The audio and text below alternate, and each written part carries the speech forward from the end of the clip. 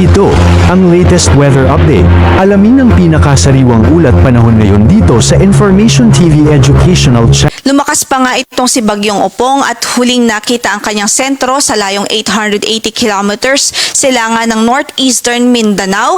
So ang kanyang maximum winds ay umaabot po ngayon sa 65 kilometers per hour near the center at gustiness na 80 kilometers per hour. Kaya nasa tropical storm category ho ito sa ngayon.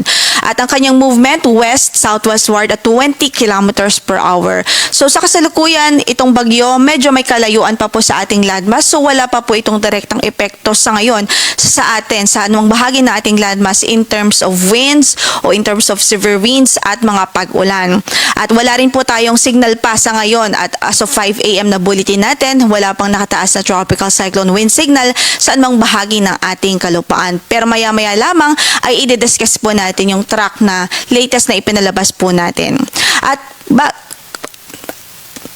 maliban po dito sa bagyong si Tropical Storm Opong ay magbibigay din ho tayo ng karagdagang impormasyon sa bagyo na nasa labas ng ating PAR. Ito po si formerly Nando. So ang kanyang sentro po ay huling nakita sa layong 760 kilometers kanluran ng Basco, Batanes. Taglay pa rin ho ang lakas ng hangin. Umaabot sa 185 kilometers per hour near the center at gustiness na umabot po sa 230 kilometers per hour. Sa ngayon, sa nakikita po natin, tuluyan na nga po ang kanyang paglayo sa ating area of responsibility at wala na po itong direktang epekto sa anumang bahagi ng ating landmass. Maliban ho sa, kumbaga natutulungan pa nitong ma-enhance yung southwest monsoon na siya pong nagdudulot ng mga pag-ulan sa malaking bahagi ng Luzon. So sa ngayon, ang weather system na nakakaapekto sa Luzon at kanlurang bahagi ng Visayas ay habagat o southwest monsoon. At dahil po dyan sa ating forecast, sa malaking bahagi ng Luzon, including Metro Manila, ay generally maulap ang papawurin at mataas pa rin ho yung tsansa ng mga pag-ulan, especially sa kanlurang bahagi ng Luzon. So nariyan pa rin ang banta ng mga pagbaha at pagguho ng lupa, kaya kailangan pa rin maging alerto ng ating mga kababayan, lalong-lalo na sa Zambales, Bataan, Occidental Mindoro, dahil doon po concentrated yung malalakas na pag-ulan for today. So sa natitirang bahagi ng Luzon, magdala ho pa rin ho tayo ng payong saan man ang lakad natin sa araw na ito at mag-ingat pa rin ho.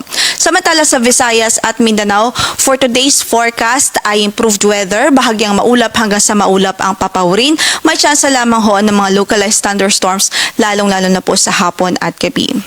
So again, i-discuss po natin yung track na ipinalabas po natin as of 5 a.m. Makikita nga po natin na simula sa mga oras na ito, ini-expect natin ay mag-west-northwestward na ang kanyang direction. So medyo tataas na po itong track.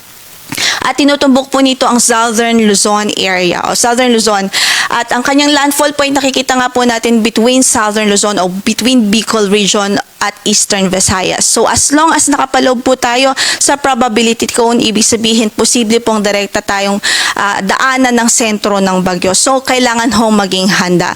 Dahil kailangan po nating maalala na hindi lamang po yung landfall point ang maapektuhan ng bagyo, kundi meron pong diametro.